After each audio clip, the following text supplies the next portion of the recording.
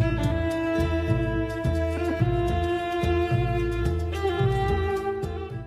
باللہ من الشیطان الرجیم، بسم اللہ الرحمن الرحیم۔ ناظرین کرام، میرے عزیزوں دوستوں، ماہ مبارک رمضان بہت تیزی کے ساتھ آگے بڑھ رہا ہے۔ پہلا عشرہ ختم ہو چکا ہے، یا دوسرے لفظوں میں کہوں تو خداوند عالم کی طرف سے وہ فرصت کا موقع جو ہم لوگوں کو ایک مہینے یعنی 30 دن یا 29 دن کی شکل میں ملا تھا، اس میں سے 11 دن ختم ہو گئے ہیں۔ اب اس فرصت سے ہم نے کیا استفادہ کیا، کیا حاصل کیا، نہیں معلوم، لیکن ابھی بھی جو دن بچے ہوئے ہیں، جو فرصت ہمارے پاس موجود ہے، اس سے بہترین انداز میں، بہترین طریقے سے ہم کو استفادہ کرنا ہے، اس فرصت سے فائدہ اٹھانا ہے۔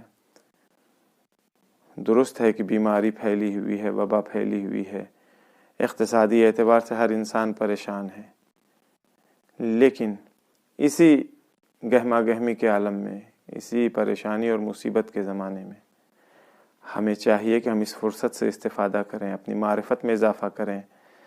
اب تک اگر ہم بہت ساری چیزوں سے غافل تھے تو اس پردے غفلت کو اپنے آنکھوں کے اوپر سے، اپنے دماغ اور قلب کے اوپر سے ہٹائیں، پروردگار عالم کی بارگاہ میں گریہ وزاری کریں، دعا کریں تاکہ وہ اس وبا کو، بلا کو دور کرے، سب کی جان مال کی حفاظت فرمائے، سب کو صحت و سلامتی دے۔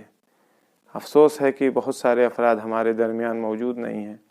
اچانک سے بہت سارے لوگ اس وبا کی وجہ سے ہمارے درمیان سے رخصت ہو گئے۔ پروردگار عالم اس مہینے کی برکت کے صدقے میں ان تمام لوگوں کی مغفرت فرمائے، ان کے درجات بلند کرے اور اپنا خصوصی مہمان قرار دیں ان لوگوں کو، سرکار سید الشہداء حضرت ابا عبداللہ الحسین علیہ الصلوۃ والسلام کے دسترخوان پر۔ فرصت سے گفتگو شروع کیا ہے۔ فرصت بہت عظیم چیز ہے۔ وقت جب گزر جاتا ہے تو پھر اس کے بعد سے انسان پچھتاتا ہے۔ امیر المومنین علی بن ابی طالب علیہ الصلوۃ والسلام نے فرمایا ہے، نہج البلاغہ میں یہ جملہ موجود ہے، والفرصۃ تمر مر السحاب فانتہزوا فرص الخیر۔ فرصت جو ہے وہ بادل کی طرح سے، جیسے بادل سر کے اوپر سے گزر جاتا ہے، آتا ہے اور آ کر کے چلا جاتا ہے، اسی طرح سے وقت اور فرصت ہے، یہ بھی گزر جاتی ہے۔ لہٰذا کیا چاہیے، ہمارا وظیفہ کیا ہے؟ فانتہزوا فرص الخیر، بہترین اور اچھے طریقے سے فرصت کا ہم کو استعمال کرنا ہے۔ پھر امیر المومنین کی ہی ایک حدیث غرر الحکم میں 2019 نمبر کی یہ روایت ہے، الفرصۃ سریع الفوت وبطیئۃ العود۔ فرصت بہت جلدی ہے، جو وقت ہوتا ہے بہت جلدی گزر جاتا ہے، اور پھر واپس مشہور یہی ہے کہ واپس نہیں آتا۔ اگر کسی کے لیے وقت واپس آتا ہے، کسی کو دوبارہ چانس ملتا ہے تو بہت مشکل سے اس کو چانس ملتا ہے۔ اور پھر امیر المومنین کا ہی نہج البلاغہ میں فرمان ہے، حکمت 118، امیر المومنین السلام فرماتے ہیں، اضاعۃ الفرصت غصہ۔ جب فرصت ضائع ہو جاتی ہے، وقت ضائع ہو جاتا ہے، تو اس کے بعد پچھتاوا ہی پچھتاوا رہتا ہے۔ انسان کف افسوس ملتا رہتا ہے، ہاتھوں کو ملتا رہتا ہے کہ ہائے کتنی جلدی یہ وقت گزر گیا اور ہم کچھ نہ کر سکے۔ آج سے جس سلسلے کو شروع کروں گا، یہ ایک حدیث ہے، حدیث عنوان بصری یا عنوان بصری۔ یہ حدیث امام صادق علیہ الصلوۃ والسلام سے نقل ہوئی ہے۔ البتہ پوری حدیث آج شاید بیان نہ ہو پائے، 1-2 دن میں صرف ٹیکسٹ اس کا پڑھوں گا، ترجمے کی حد تک، ٹرانسلیشن کی حد تک۔ اس کے بعد آنے والے دنوں میں اس حدیث کے سلسلے میں، اس کے فقرات کے سلسلے میں کچھ گفتگو کرنے کی کوشش کروں گا۔ البتہ اس کے لیے ہمارے جیسا، میں اپنے جہالت کا اقرار کرتا ہوں کہ ہمارے جیسے آدمی کے بس کی بات نہیں ہے اس حدیث کے سلسلے میں گفتگو کرنا۔ اس کے لیے فقہا، عرفاء، علماء، ان لوگوں نے اس کے اوپر قلم فرسائی کیا ہے، انہوں نے اس کی شرح بیان کیا ہے، ہم صرف بیان کرنے کی کوشش کریں گے، دیکھتے ہیں کہاں تک کامیاب ہو پاتے ہیں۔ خود یہ روایت عنوان بصری یا حدیث عنوان بصری جو ہے، اس کے اندر بہت اہم باتوں کی طرف اشارہ ہوا ہے۔ اس کے اندر عبودیت، بندگی کی حقیقت بیان کی گئی ہے، انسان کو اپنے نفس کے اوپر کیسے کنٹرول رکھنا ہے، ریاضت نفس، اپنے نفس کو کیسے کنٹرول کرنا، اس کو کیسے عادت دینی ہے، اس سلسلے میں گفتگو ہوئی ہے۔ بردباری اور حلم، صبر کیسے انسان کے اندر ایجاد ہوگا، اس کے سلسلے میں گفتگو ہوئی ہے۔ خود سب سے زیادہ امپورٹنٹ چیز علم کے سلسلے میں کہ انسان کو کس طرح سے کیسے علم حاصل کرنا چاہیے، اس کے سلسلے میں کھانا کتنا کھانا چاہیے، کیسا کھانا کھانا چاہیے انسان کو، اس سلسلے میں گفتگو ہوئی ہے۔ مقام تسلیم اور رضا کیا ہے، اس سلسلے میں گفتگو، یہ وہ اس کے عناوین ہیں۔ حدیث میں ان تمام چیزوں کے سلسلے میں گفتگو ہوئی ہے۔ میں نے عرض کیا آپ کی خدمت میں کہ یہ حدیث امام صادق علیہ الصلوۃ والسلام سے ہے، اور علامہ مجلسی رحمۃ اللہ علیہ نے بحار الانوار میں اس روایت کو نقل کیا ہے، جلد 1 صفحہ 224، کتاب العلم میں یہ حدیث موجود ہے۔ اس حدیث کو شروع کرنے کے پہلے اس کے بارے میں کچھ اور جان لیتے ہیں۔ یہ حدیث ہمارے لیے ایک دستور العمل، ایک نسخہ بیان کر رہی ہے، اور یہ نسخہ بیان کرنے والا کوئی اور نہیں، معصوم امام ہے، جو ہمیں ایک نسخہ بتا رہا ہے زندگی کے لیے، بہت ساری چیزوں کے لیے۔ اتنی ہی عظمت ہے اس حدیث کی کہ بعض علماء، فقہا اور عرفاء، وہ افراد جن کا سب کچھ للہ رب العالمین ہوتا تھا، جن کا سب کچھ، وہ ان کے یعنی زندگی کا ایک ایک لمحہ واقعاً صرف للہ ہوتا تھا، خداوند عالم کے لیے ہوتا تھا، وہ لوگ، وہ اس طرح کے افراد اس حدیث کو بہت زیادہ اہمیت دیتے ہیں، بہت زیادہ اہمیت دیتے ہیں۔ مرحوم قاضی طباطبائی، سید مرزا قاضی طباطبائی نجف اشرف میں دفن ہے، میں نے شاید پہلے بھی کبھی بتایا تھا اس سلسلے میں۔ بہت عظیم اور بہت بڑی شخصیت، آیت اللہ بہجت کا نام اکثر آپ میں سے لوگوں نے سنا ہوگا۔ آیت اللہ بہجت ان کے شاگردوں میں سے تھے، جس کا شاگرد اتنے کمالات کا مالک ہو، اس کا استاد کتنے کمال کا مالک رہا ہوگا، خود اندازہ لگائیے۔ آیت اللہ مرحوم قاضی طباطبائی اپنے چاہنے والوں اور اپنے شاگردوں سے تاکید کرتے تھے کہ اس حدیث کو کاغذ پر لکھ لیں۔ اب آج کا زمانہ، اس زمانے میں فرق تھا، اب تو چھوٹے چھوٹے کتابچے اس حدیث کے چھپ چکے ہیں، لوگوں کے پاس موجود ہیں، لوگ خرید سکتے ہیں۔ اس وقت مرحوم فرماتے تھے اپنے چاہنے والوں سے اور شاگردوں سے کہ اسے کاغذ پر لکھو، لکھ کر کے جیب میں رکھو، ہفتے میں کم سے کم 2 بار اس حدیث کا مطالعہ کرو۔ اس ہفتے بھی کیا 2 بار، اگلے ہفتے پھر کرو، ہر ہفتے کم سے کم 2 بار مطالعہ کرو اس کا۔ اور صرف مطالعہ اور اسٹڈی کرنا ہی نہیں ہے، اس کو پڑھنا ہی نہیں ہے، بلکہ وہ اپنے شاگردوں کو، اپنے اسٹوڈنٹس کے لیے واجب انہوں نے کر رکھا تھا کہ اس حدیث کو پڑھنا ہے، اس کے اوپر عمل کرنا ہے۔ اگر اس کے اوپر عمل نہیں کرو گے، یعنی پہلے جب بھی کوئی آتا تھا کہ ہم آپ کی شاگردی اختیار کرنا چاہتے ہیں، آپ سے علم حاصل کرنا چاہتے ہیں، کسب فیض کرنا چاہتے ہیں، تو پہلے یہ کہتے تھے جا کر کے حدیث عنوان بصری کو ہفتے میں 2 بار پڑھو، صرف پڑھو ہی نہیں، اس کے اوپر عمل کرو۔ جب اس کی عادت تم کو ہو جائے، جب اس کے پابند ہو جاؤ اس حدیث کے، پھر اس کے بعد آنا۔ لہٰذا ان کی شرط یہی ہوتی تھی کہ ہم اسی شرط کے اوپر تم کو اپنا اسٹوڈنٹ بنائیں گے، اپنا شاگرد بنائیں گے۔ تو یہ اس کی عظمت کے سلسلے میں ہے۔ حدیث کا جو ٹیکسٹ ہے وہ یہاں سے شروع ہوتا ہے۔ اس حدیث کو مرحوم علامہ مجلسی نے اپنے استاد شیخ بہائی سے نقل کیا، انہوں نے اپنے استاد شہید اول سے نقل کیا ہے۔ اقول، علامہ مجلسی کہتے ہیں، وجدت بخط شیخنا البہائی قدس اللہ روحہ ما ھذا لفظہ، میں نے اپنے استاد شیخ بہائی کے ہاتھ کا لکھا ہوا نسخہ، ان کے خط میں ان چیزوں کو، ان عبارتوں کو، ان لائنوں کو میں نے دیکھا۔ کیا لکھتے ہیں وہ شیخ بہائی، کیا لکھتے ہیں؟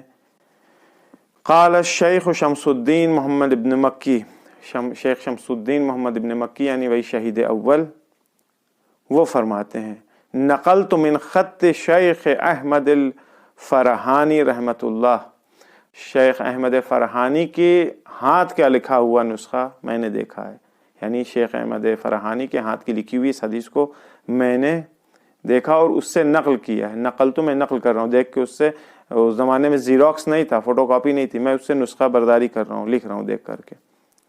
عنوان بصری، اور اس حدیث کو عنوان بصری سے نقل کر رہا ہوں۔ عنوان بصری کون تھا؟ وَكَانَ شَيْخًا كَبِيرًا قَدْ أَتَى عَلَيْهِ 94 سنة۔ یہ عنوان بصری ایک 94 سال 94 ایئرس اولڈ کا ایک بوڑھا شخص تھا۔ قال کنت، اب یہ قال یعنی عنوان بصری کہتا ہے کنت اختلف الى مالک ابن انس سنین، میں مالک ابن انس کے یہاں آیا جایا کرتا تھا، برابر آیا، سنین یعنی سالوں سال میں ان کے یہاں آیا جایا کرتا تھا۔ مالک ابن انس کون تھے؟ مالک ابن انس مذہب اربعہ اہل سنت کے جو 4 بڑے امام ہیں ان میں سے دوسرے امام، شافعی کے استاد۔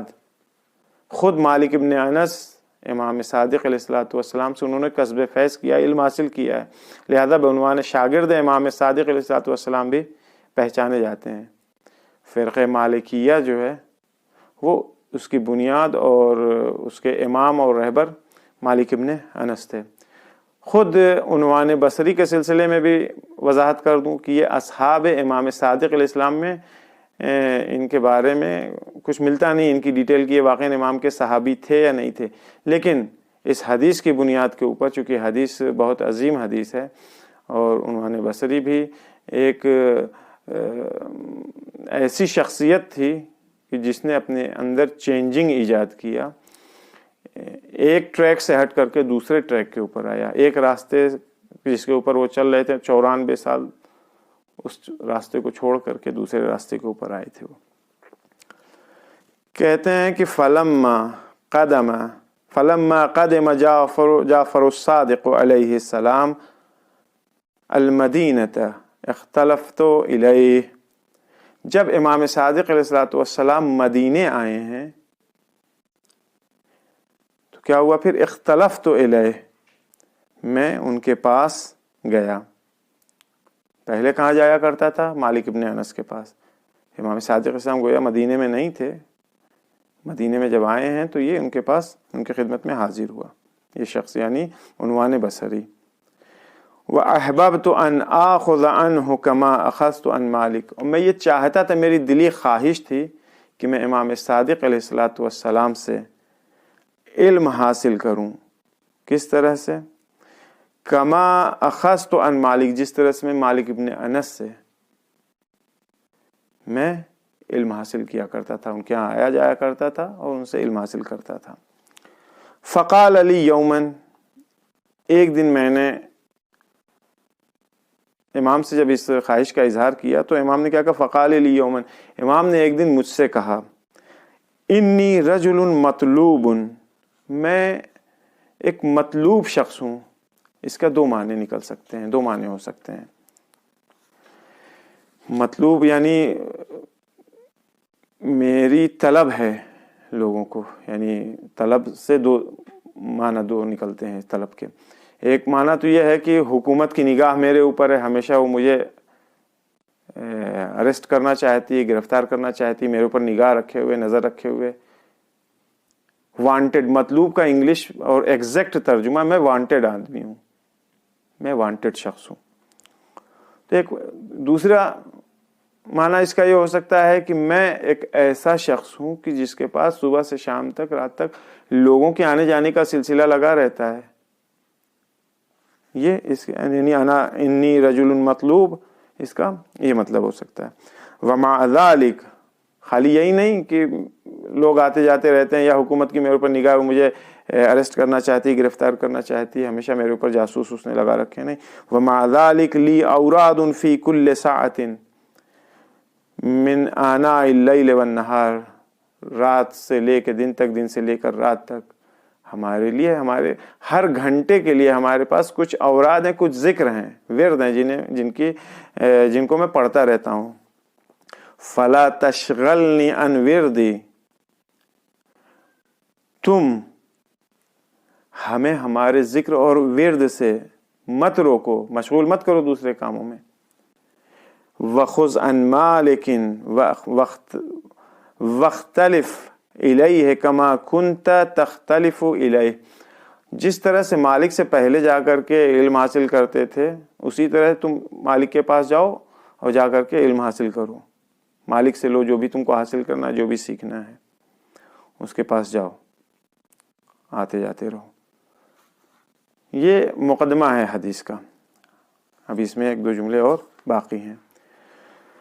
پھر یہ عنوان بصری کہتے ہیں کہ جب امام نے یہ ساری باتیں کہیں، فاغتممت من ذلک، جب امام نے یہ ساری چیزیں بیان کی تو اس پورے جریان سے جو سلسلہ پیش آیا کہ ہم امام کے پاس گئے، امام نے اس طرح سے جواب دیا، اس کی وجہ سے میں بہت مغموم ہو گیا، بہت غمگین ہو گیا تھا میں. وخرجت من عنده، اور ان کے یہاں سے میں اٹھا، امام کی خدمت سے میں مرخص ہو گیا، رخصت ہو گیا، باہر نکل کے آ گیا.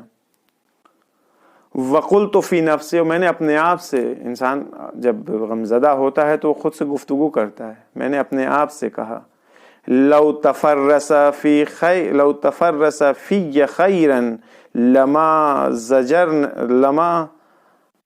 زجرنی عن الاختلاف الیہ والآخذ عنہ. اگر تمہارے اندر لو تفرس فی خیرن، اگر تمہارے اندر کوئی نیکی، کوئی خوبی امام کو دکھائی دی ہوتی تو تم کو اپنے یہاں آنے جانے سے منع نہیں کرتے، والآخذ عنہ، اور علم حاصل کرنے سے منع نہیں کرتے. یہ نہیں کہتے کہ جا کر کے مالک سے حاصل کر لو. یہ بات یہیں تک. اس کے بعد فدخلت مسجد رسول اللہ صلی اللہ علیہ وآلہ وسلم، اس کے بعد سے میں مسجد رسول خدا میں یعنی وہی مسجد النبوی میں داخل ہوا. ثم رجعت من الغد الى الروضة وصلیت فیہا رکعتین، میں مسجد میں داخل ہوا، اس کے بعد میں نے سلام کیا رسول خدا صلی اللہ علیہ وآلہ وسلم کے اوپر، اور اس کے بعد اگلے دن میں پھر واپس آیا روضہ رسول کے اوپر. آنے کے بعد میں نے کیا کیا، وصلیت فیہا رکعتین، 2 رکعت میں نے وہاں نماز پڑھی. وقلت اسألک یا اللہ یا اللہ، اس کے بعد سے میں نے دعا کیا کہ اے میرے خدا، اے میرے خدا، ان تعطف علی قلب جعفر وترزقنی من علمہ مہتدی بہ الی صراطک المستقیم. کیا دعا کیا، اے میرے اللہ، اے میرے اللہ، میں تجھ سے یہ چاہتا ہوں کہ جعفر ابن محمد صادق سلام اللہ علیہ کے دل کو ہماری طرف متمائل کر دے، موڑ دے ہماری طرف، اور ان کے علم میں سے مجھے بھی تھوڑا سا علم عطا فرما، تاکہ میں اس علم کے ذریعے راہ مستقیم کے اوپر گامزن ہو سکوں، راہ مستقیم پر ہدایت پا سکوں. یہ حدیث کا اسٹارٹنگ کا حصہ تھا. اس کے بعد کا حصہ کل بیان کروں گا.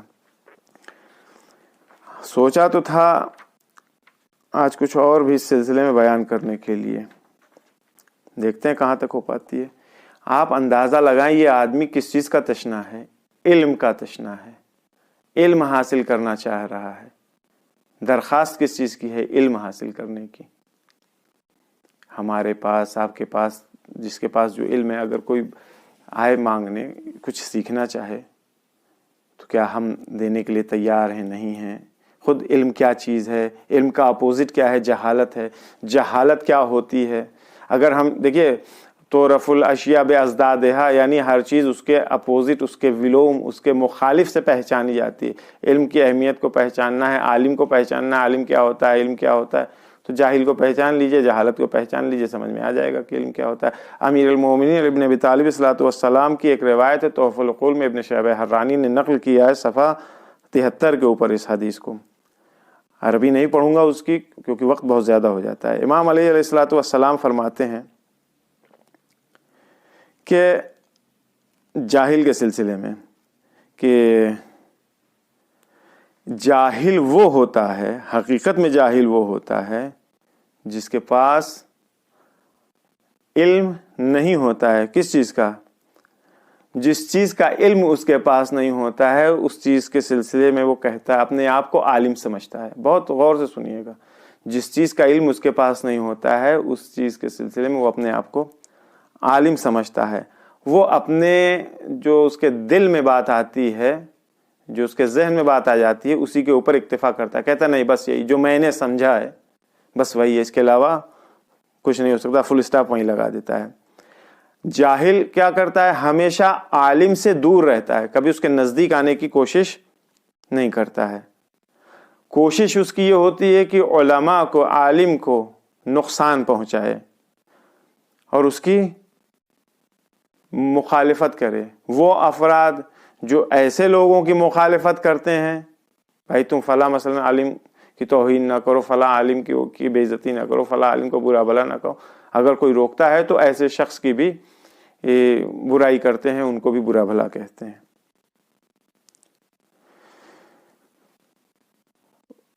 صرف یہ کہ برا بھلائی نہیں کہتے، بلکہ ہر وہ چیز جو اس کو نہیں معلوم ہے، نہیں آتی ہے، نہیں معلوم ہے، اس کے پاس علم نہیں ہے اس چیز کا، دوسروں کو یعنی علماء کو جن کے پاس علم ہے ان کو یہ گمراہ کہتے ہیں کہ وہ فلاں شخص گمراہ ہو گیا ہے۔ اگر ان کو کوئی چیز یعنی جاہل کو اگر کچھ نہیں آتا ہے، کسی چیز کے بارے میں علم نہیں ہوتا ہے، اس کے سامنے بیان کیا جاتا ہے کہ یہ ہے حقیقت، یہ ہے، یہ فلاں چیز اس طرح سے ہے، یہ اس طرح سے ہے، تو آپ بہانے سنیے امام کیا فرماتے ہیں، کہتے ہیں یا تو وہ اس کا انکار کر دے گا، کہہ دے گا نہیں ایسا ہے ہی نہیں ایسی چیز، یا جھٹلا دے گا، کہہ دے گا تم جھوٹ بول رہے ہو، یا کہے گا کہ میں اصل نہیں، یہ سب باتیں جو بیان کر رہے ہو میں ان باتوں کو مانتا ہی نہیں، میں پہچانتا ہی نہیں کیا چیز ہے، سب کیا کہہ رہے ہو، فالتو کی باتیں ہیں، میں ان چیزوں کے اوپر میرا عقیدہ، امام کا جملہ ہے کہ میں ان چیزوں کے اوپر میرا کوئی عقیدہ ہی نہیں ہے۔ یہ وہ الفاظ ہیں جو جاہل اپنی زبان سے نکالتا ہے۔ پھر کہتا ہے کہ میرے تو دل و دماغ میں بھی اس طرح کی باتیں نہیں آتی، کہاں کہاں سے لے کر کے آتے ہو اس طرح کی باتیں۔ اصلاً کیسے ممکن ہے کہ جیسا تم بتا رہے ہو ویسا ہو جائے؟ یہ سارے بہانے ہیں جو جاہل عالم کے سامنے یا اس کے علم کے سامنے بیان کرتا ہے، لے کر کے آتا ہے۔ یہ ساری چیزیں وہ کیوں کہتا ہے، یہ سارے حالات اس کے لیے کیوں پیش آتے ہیں؟ تاکہ وہ ان جملوں کے ذریعے اپنے اندر ایک اطمینان پیدا کر سکے اور اپنے جہالت اور اپنی نادانی کے اوپر ایک پردہ ڈال سکے۔ جاہل کیا ہوتا ہے؟ اس کی غلطیاں، اس کی جہالت ہمیشہ اس سے بہت غلطیاں ہوتی ہیں، جہالت بے انتہا اس کی ظاہر ہوتی رہتی ہے، ہمیشہ حق کا منکر ہوتا ہے جاہل انسان، اور جہالت کے چرچے اپنے کرتا رہتا ہے۔ اور امام فرماتے ہیں کہ جاہل انسان کیا ہوتا ہے؟ وہ اہل علم سے، علم دوست سے، جو لوگوں کو علم پسند ہے ان سے ہمیشہ لڑتا ہے، ان کی مخالفت کرتا ہے، ان سے مبارزہ کرتا رہتا ہے۔ بات اس کے آگے بھی بیان کرنا چاہتا تھا لیکن وقت زیادہ ہو گیا، انشاءاللہ کل اسی کے آگے بیان کروں گا۔ پروردگار عالم کی بارگاہ میں دعا، صرف ایک گزارش یہ ضرور کروں گا کہ جب تک یہ سلسلہ پورا نہیں ہوتا ہر روز ضرور سنیے گا۔ یہ وہ چیزیں نہیں ہیں جو ممبر سے بیان کی جائیں، کیونکہ ممبر ایک محدود ٹائم ہوتا ہے، خاص تقاضے ہوتے ہیں مجلسوں کے، لہٰذا ایسے ہی موقعوں کے اوپر یہ فرصت ہے، فرصت سے استفادہ کر رہے ہیں۔ پروردگار عالم کی بارگاہ میں دعا ہے کہ ہم لوگوں کو توفیق دے کہ ہم تمام لوگ علم حاصل کر سکیں، صحیح علم صحیح لوگوں سے۔ السلام علیکم ورحمۃ اللہ وبرکاتہ۔